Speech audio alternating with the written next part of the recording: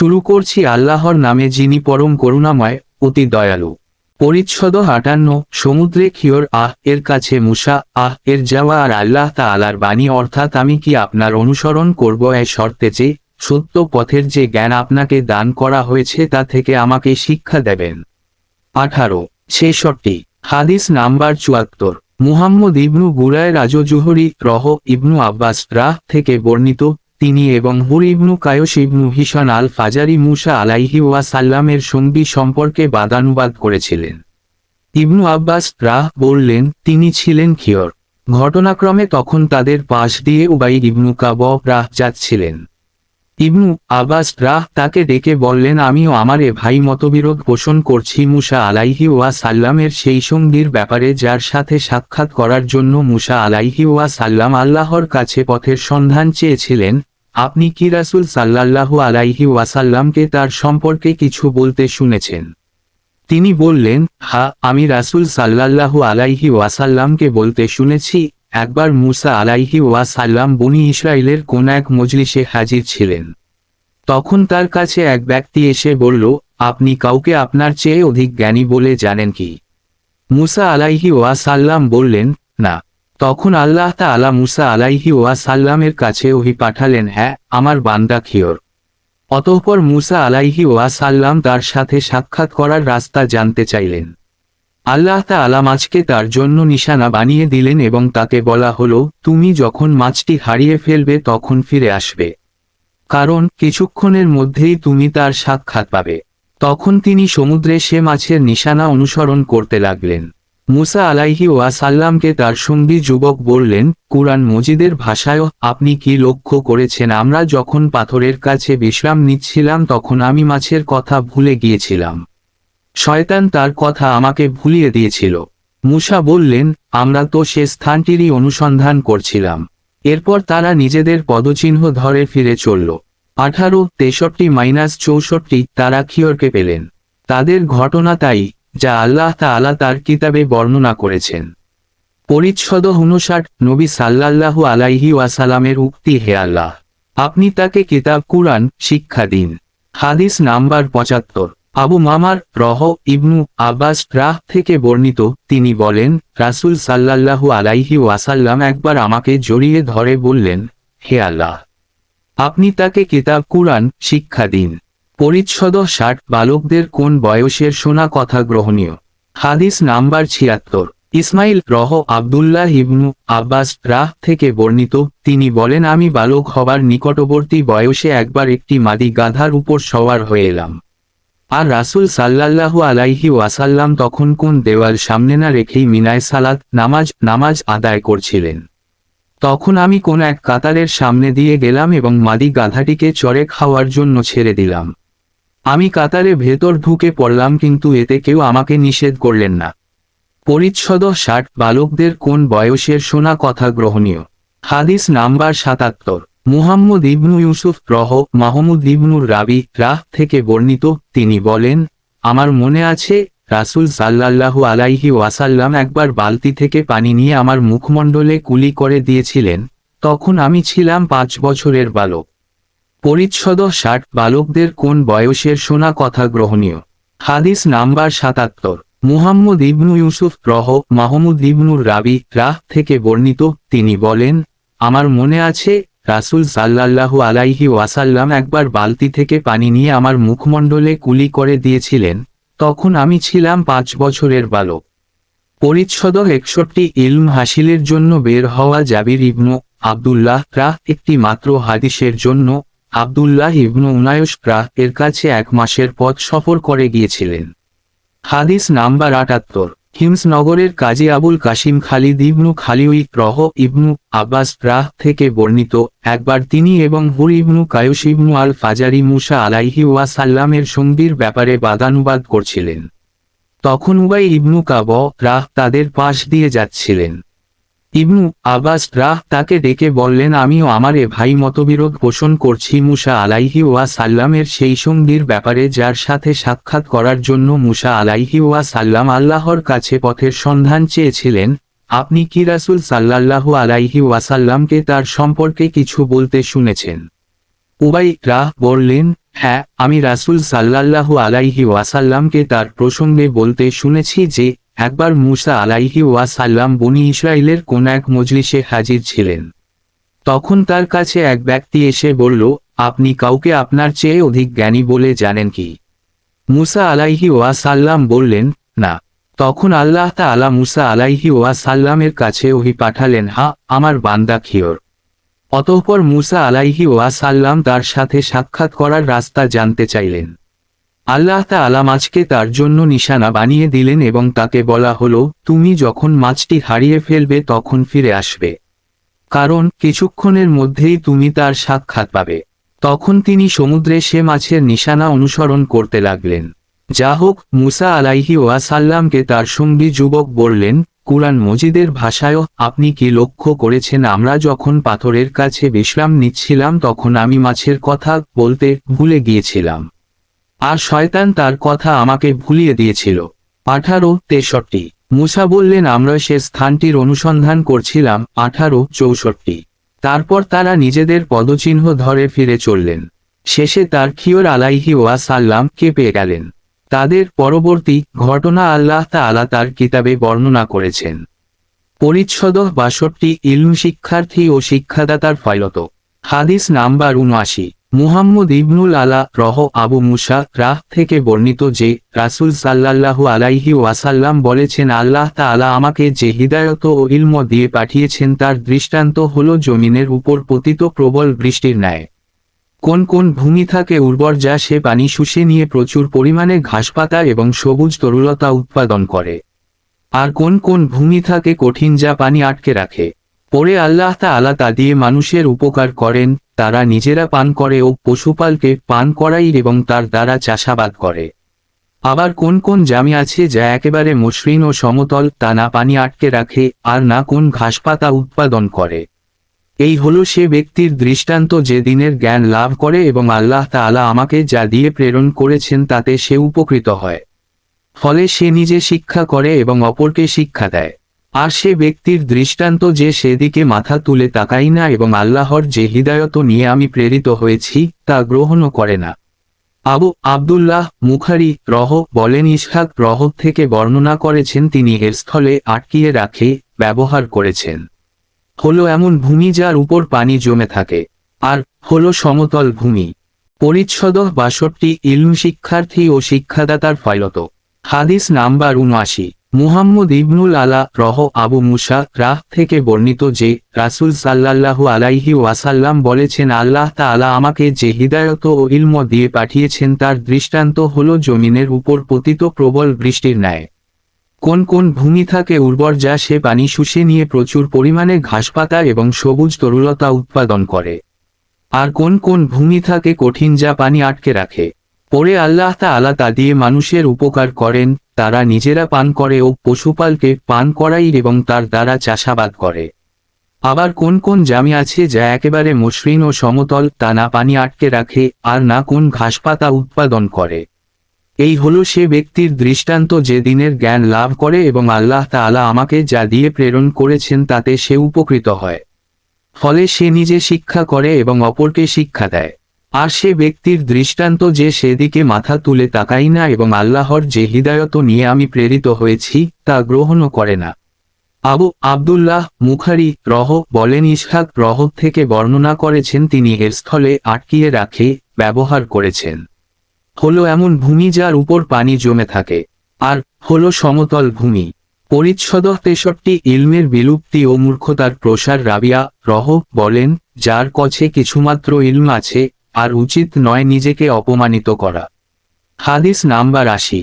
ইমরান ইবনু মায়সারা আনাস থেকে বর্ণিত তিনি বলেন, রাসূল সাল্লাল্লাহু আলাইহি ওয়াসাল্লাম বলেছেন যে কিয়ামতের কিছু নিদর্শন হলো ইলম লোপ পাবে, অজ্ঞতার বিস্তৃতি ঘটবে, মদপান ব্যাপক হবে এবং ব্যভিচার ছড়িয়ে পড়বে। হাদিস নাম্বার 81। মুসা উদ্দাদ আনাস থেকে বর্ণিত তিনি বলেন, আমি তোমাদের এমন একটি হাদিস বর্ণনা করব যা আমার পর তোমাদের কাছে আর কেউ বর্ণনা করবেন না। আমি রাসূল সাল্লাল্লাহু আলাইহি ওয়াসাল্লামকে বলতে শুনেছি যে কিয়ামতের কিছু নিদর্শন হলো ইলম কমে যাবে, অজ্ঞতার প্রসার ঘটবে, ব্যভিচার ছড়িয়ে পড়বে, স্ত্রীলোকের সংখ্যা বেড়ে যাবে এবং পুরুষের সংখ্যা কমে যাবে, এমনকি প্রতি 50 জন স্ত্রীলোকের জন্য মাত্র একজন পুরুষ হবে তত্ত্বাবধায়ক।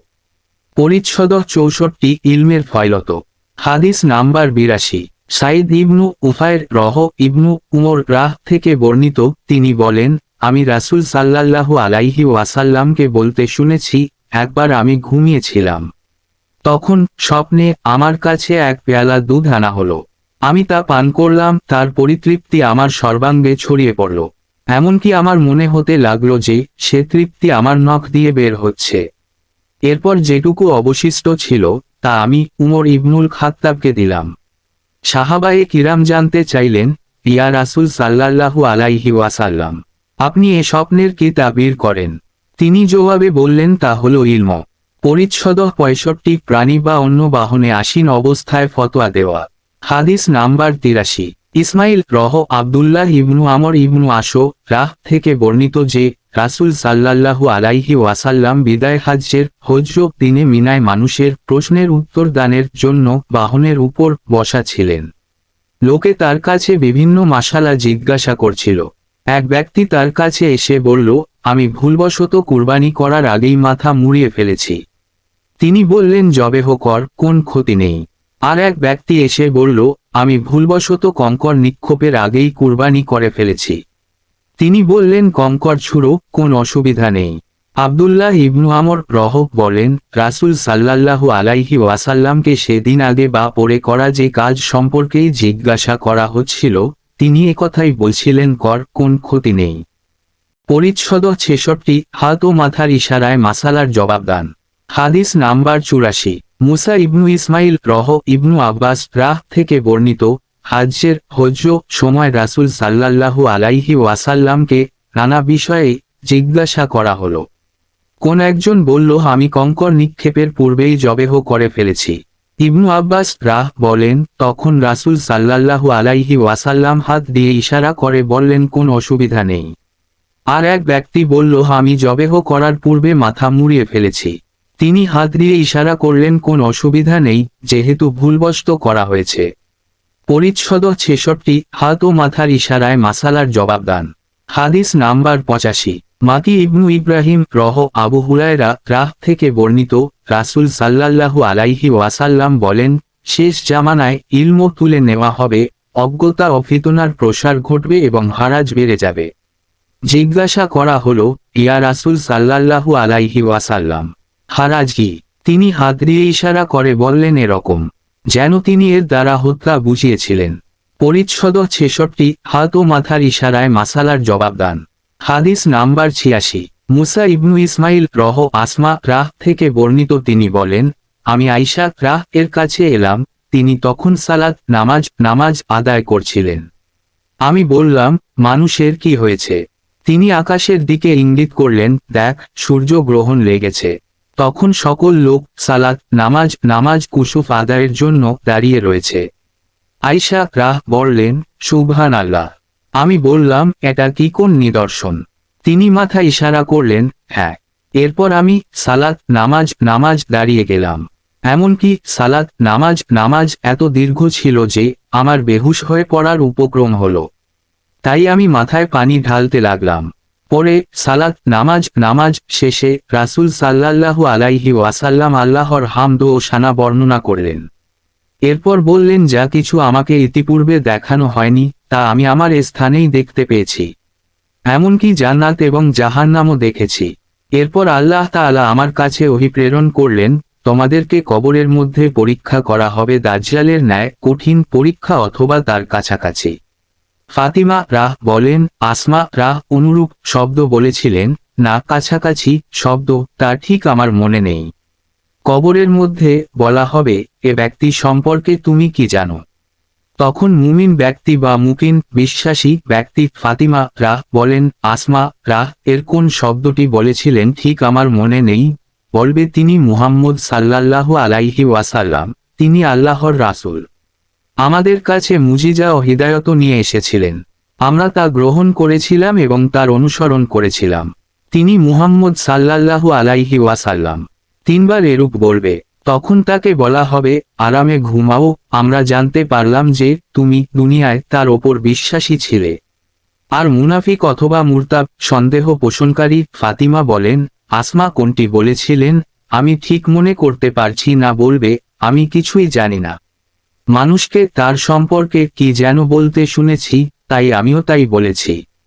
পরিচ্ছদ 67। আবুল কায়েস গোত্রের প্রতিনিধি দলকে ঈমান এবং ইলমের হেফাজত করা এবং পরবর্তীদেরকে তা অবহিত করার ব্যাপারে রাসূল সাল্লাল্লাহু আলাইহি ওয়াসাল্লামের উৎসাহ দান।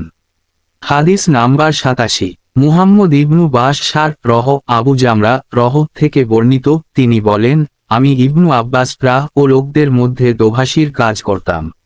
একদিন ইবনু আব্বাস বললেন, আব্দুল কায়স গোত্রের প্রতিনিধি দল রাসূল সাল্লাল্লাহু আলাইহি ওয়াসাল্লামের কাছে এলে তিনি বললেন, তোমরা কোন প্রতিনিধি দল? অথবা বললেন, তোমরা কোন গোত্রের? তারা বলল, রাবিয়া গোত্রের। তিনি বললেন, মারহাবা। এ গোত্রের প্রতি অথবা এ প্রতিনিধি দলের প্রতি এরা কোনরূপ অপদস্থ না হয়ে এসেছে।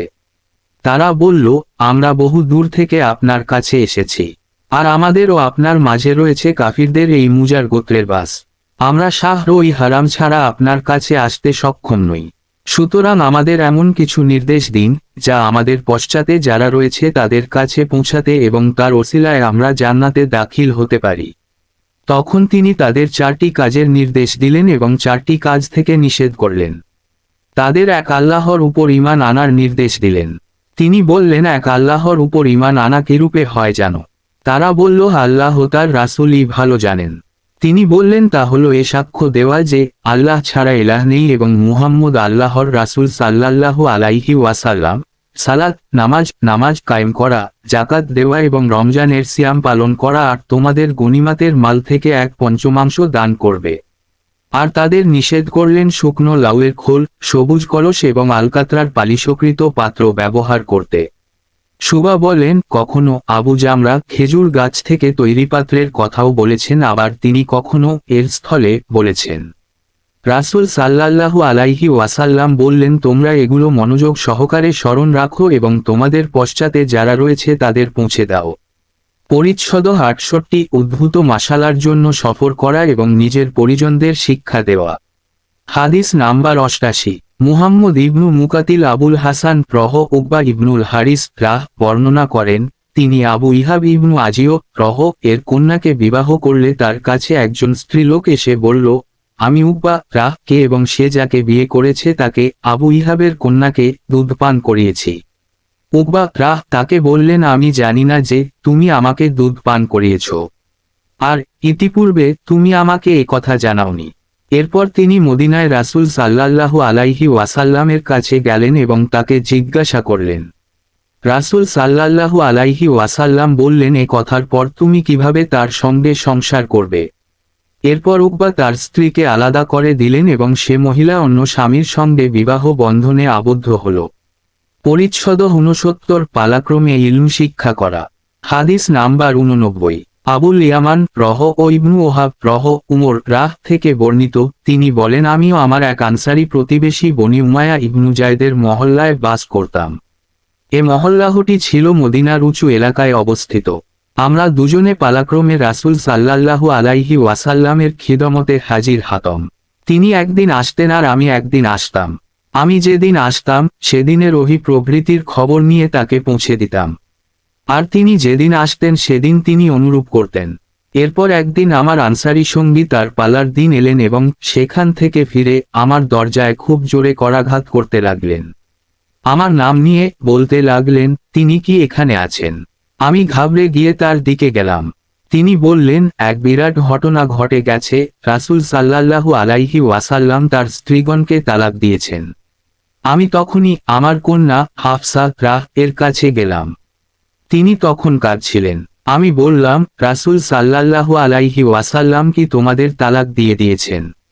তিনি বললেন, আমি জানি না। এরপর আমি রাসূল সাল্লাল্লাহু আলাইহি ওয়াসাল্লামের কাছে গেলাম এবং দাঁড়িয়ে থেকেই বললাম, আপনি কি আপনার স্ত্রীদের তালাক দিয়েছেন? জবাবে তিনি বললেন না। আমি তখন আল্লাহু আকবার বলে উঠলাম। পরিচ্ছদ 69। পালাক্রমে ইলম শিক্ষা করা। হাদিস নাম্বার 89। আবুল ইয়ামান রহ ও ইবনু ওহাব রহ উমর রাহ থেকে বর্ণিত, তিনি বলেন আমিও আমার এক আনসারি প্রতিবেশী বনি উমায়া ইবনু জায়দের মহল্লায় বাস করতাম। এ মহল্লাহটি ছিল মদিনার উঁচু এলাকায় অবস্থিত। আমরা দুজনে পালাক্রমে রাসূল সাল্লাল্লাহু আলাইহি ওয়াসাল্লামের খিদমতে হাজির হতাম। তিনি একদিন আসতেন আর আমি একদিন আসতাম। আমি যেদিন আসতাম সেদিনের ওহী প্রভৃতির খবর নিয়ে তাকে পৌঁছে দিতাম, আর তিনি যেদিন আসতেন সেদিন তিনি অনুরূপ করতেন। এরপর একদিন আমার আনসারি সঙ্গী তার পালার দিন এলেন এবং সেখান থেকে ফিরে আমার দরজায় খুব জোরে করাঘাত করতে লাগলেন। আমার নাম নিয়ে বলতে লাগলেন, তিনি কি এখানে আছেন? আমি ঘাবড়ে গিয়ে তার দিকে গেলাম। তিনি বললেন, এক বিরাট ঘটনা ঘটে গেছে, রাসূল সাল্লাল্লাহু আলাইহি ওয়াসাল্লাম তার স্ত্রীগণকে তালাক দিয়েছেন। আমি তখনই আমার কন্যা হাফসা রাহ এর কাছে গেলাম। তিনি তখন কাঁদছিলেন। আমি বললাম, রাসূল সাল্লাল্লাহু আলাইহি ওয়াসাল্লাম কি তোমাদের তালাক দিয়ে দিয়েছেন? তিনি বললেন, আমি জানি না। এরপর আমি রাসূল সাল্লাল্লাহু আলাইহি ওয়াসাল্লামের কাছে গেলাম এবং দাঁড়িয়ে থেকেই বললাম, ও আপনি কি আপনার স্ত্রীদের তালাক দিয়েছেন? জবাবে তিনি বললেন না। আমি তখন আল্লাহু আকবার বলে উঠলাম। পরিচ্ছদ ৭০ অপছন্দনীয় কিছু দেখলে ওয়াজ নাসিহত বা শিক্ষাদানের সময় রাগ করা। হাদিস নাম্বার ৯০। মুহাম্মদ ইবনু কাসির রহ আবু মাসুদ আনসারী রাহ থেকে বর্ণিত, তিনি বলেন, একবার এক ব্যক্তি বলল, ইয়া রাসূল সাল্লাল্লাহু আলাইহি ওয়াসাল্লাম, আমি সালাত নামাজ জামাতে শামিল হতে পারি না, কারণ অমুক ব্যক্তি আমাদের নিয়ে খুব লম্বা করে সালাত নামাজ আদায় করেন। আবু মাসুদ রাহ বলেন, আমি রাসূল সাল্লাল্লাহু আলাইহি ওয়াসাল্লামকে কোন ওয়াইর মজলিসে সেদিনের তুলনায় বেশি রাগান্বিত হতে দেখিনি। রাগত স্বরে তিনি বললেন, হে লোক সকল, তোমরা মানুষের মধ্যে বিরক্তির সৃষ্টি কর। অতএব যে লোকদের নিয়ে সালাত নামাজ আদায় করবে সে যেন সংক্ষেপ করে, কারণ তাদের মধ্যে রোগী, দুর্বল ও কর্মব্যস্ত লোকও থাকে। হাদিস নাম্বার ৯১। আব্দুল্লাহ ইবনু মুহাম্মদ রহ জায়েদ ইবনু খালিদ আল জুহানি রাহ থেকে বর্ণিত যে এক ব্যক্তি রাসূল সাল্লাল্লাহু আলাইহি ওয়াসাল্লামকে হারানো বস্তু প্রাপ্তি সম্পর্কে জিজ্ঞাসা করল। তিনি বললেন, তার বাঁধনের রশি, অথবা বললেন, ফলে ঝুলি ভালো করে চিনে রাখো। এরপর ১ বছর পর্যন্ত তার ঘোষণা দিতে থাক। তারপর মালিক পাওয়া না গেলে তুমি তা ব্যবহার কর। এরপর যদি এর মালিক আসে তবে তাকে তা দিয়ে দেবে। সে বলল, হারানো উট পাওয়া গেলে। এ কথা শুনে রাসূল সাল্লাল্লাহু আলাইহি ওয়াসাল্লাম এমন রেগে গেলেন যে তার চেহারা মুবারক লাল হয়ে গেল, অথবা বর্ণনাকারী বলেন তার মুখমণ্ডল লাল হয়ে গেল। তিনি বললেন, উট নিয়ে তোমার কি হয়েছে? তার তো আছে পানির মশক ও শক্ত পা, পানির কাছে যেতে পারে এবং গাছের লতা পাতা খেতে পারে, তাই তাকে ছেড়ে দাও যাতে মালিক তাকে পেয়ে যায়। সে বলল, হারানো বকরি পাওয়া গেলে। তিনি বললেন, সেটি তোমার, নয়তো তোমার ভাইয়ের, নয়তো বাঘের। হাদিস নাম্বার ৯২। মুহাম্মদ ইবনুল আলা রহ আবু মুসা রাহ থেকে বর্ণিত, তিনি বলেন, একবার রাসূল সাল্লাল্লাহু আলাইহি ওয়াসাল্লামকে কয়েকটি অপছন্দনীয় বিষয় সম্পর্কে জিজ্ঞাসা করা হলো। প্রশ্নের সংখ্যা যখন বেশি হয়ে গেল তখন তিনি রেগে গিয়ে লোকদের বললেন, তোমরা আমার কাছে যা ইচ্ছা প্রশ্ন কর। এক ব্যক্তি বলল, আমার পিতা কে? তিনি বললেন, তোমার পিতা হুজাফা। আর এক ব্যক্তি দাঁড়িয়ে বলল, ইয়া রাসূল সাল্লাল্লাহু আলাইহি ওয়াসাল্লাম, আমার পিতা কে? তিনি বললেন, তোমার পিতা হলো সাইবার মাওলা আজাদকৃত গোলাম সালিম। তখন উমর রাসূল সাল্লাল্লাহু আলাইহি ওয়াসাল্লাম চেহারার অবস্থা দেখে বললেন, ইয়া রাসূল সাল্লাল্লাহু আলাইহি ওয়াসাল্লাম, আমরা মহান আল্লাহ তাআলার কাছে তওবা করছি। পরিচ্ছদ ৭১। ইমাম বা মুহাদ্দিসের সামনে হাঁটু গেড়ে বসা। হাদিস নাম্বার ৯৩। আবুল ইয়ামান রহ আনাস ইবনু মালিক রাহ থেকে বর্ণিত, একবার রাসূল সাল্লাল্লাহু আলাইহি ওয়াসাল্লাম বের হলেন। তখন আব্দুল্লাহ ইবনু হুজাফা দাঁড়িয়ে বললেন, আমার পিতা কে? তিনি বললেন, তোমার পিতা হুজাফা। এরপর তিনি বারবার বলতে লাগলেন, তোমরা আমার কাছে প্রশ্ন কর। উমর তখন হাঁটু গেড়ে বসে বললেন, আমরা আল্লাহকে রব হিসাবে, ইসলামকে দিন হিসাবে এবং মুহাম্মদ সাল্লাল্লাহু আলাইহি ওয়াসাল্লামকে নবী হিসেবে সন্তুষ্ট চিত্তে গ্রহণ করে নিয়েছি। তিনি এ কথা ৩ বার বললেন। তখন রাসূল সাল্লাল্লাহু আলাইহি ওয়াসাল্লাম নীরব হলেন। পরিচ্ছদ ৭২। ভালভাবে বুঝবার জন্য কোন কথা ৩ বার বলা। নবী করিম সাল্লাল্লাহু আলাইহি ওয়াসাল্লাম বলেন, মিথ্যা কথা থেকে সাবধান। এ কথাটি তিনি বারবার বলতে লাগলেন। ইবনু উমর বলেন, নবী সাল্লাল্লাহু আলাইহি ওয়াসাল্লাম বিদায় হজ্জে বলেছেন, আমি কি পৌঁছে দিয়েছি? এ কথা তিনি 3বার বলেছেন। হাদিস নাম্বার 94।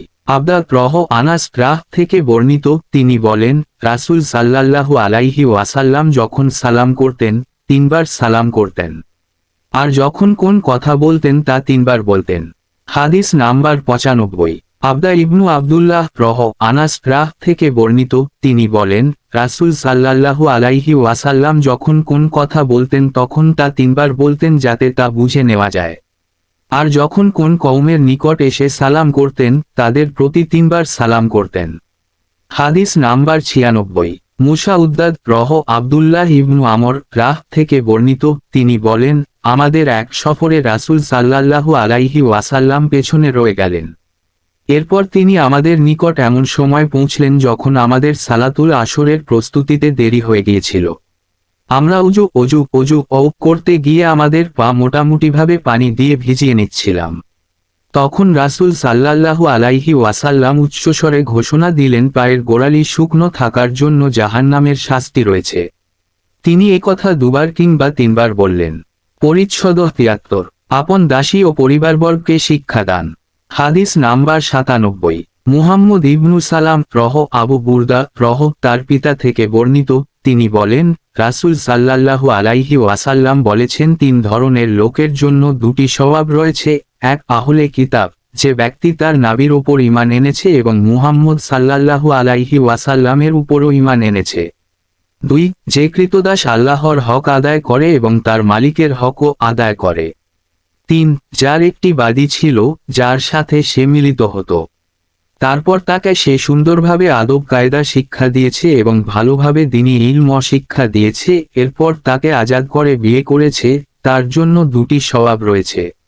এরপর বর্ণনাকারী আমের তার ছাত্রকে বলেন, তোমাকে কোন কিছুর বিনিময় ছাড়াই হাদিসটি শিক্ষা দিলাম, অথচ এর চাইতে ছোট হাদিসের জন্য লোক দূর দূরান্ত থেকে সওয়ার হয়ে মদিনায় আসত।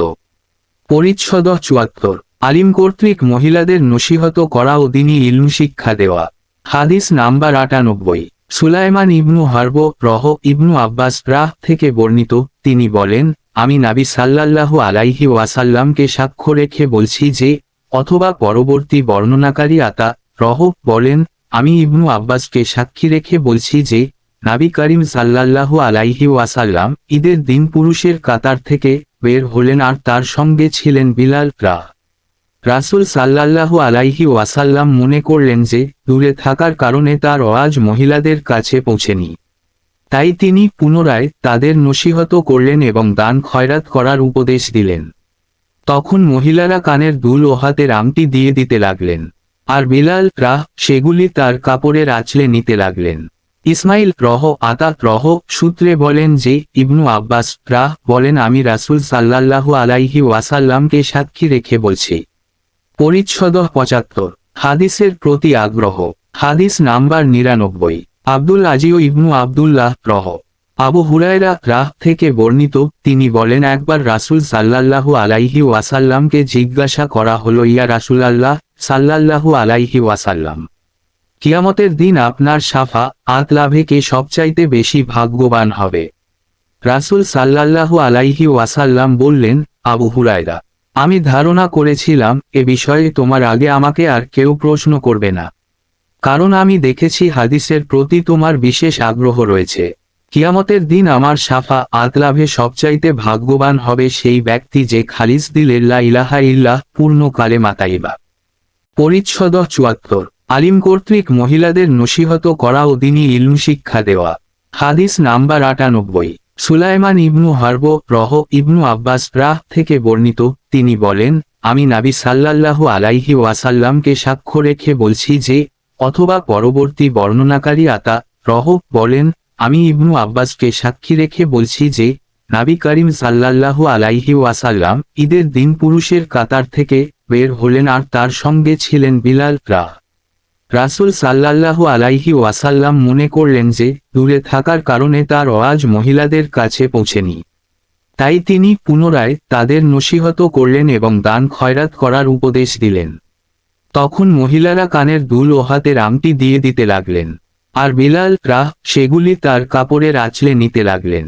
ইসমাইল আতা সূত্রে বলেন যে ইবনু আব্বাস বলেন আমি রাসূল সাল্লাল্লাহু আলাইহি ওয়াসাল্লামকে সাক্ষী রেখে বলছি।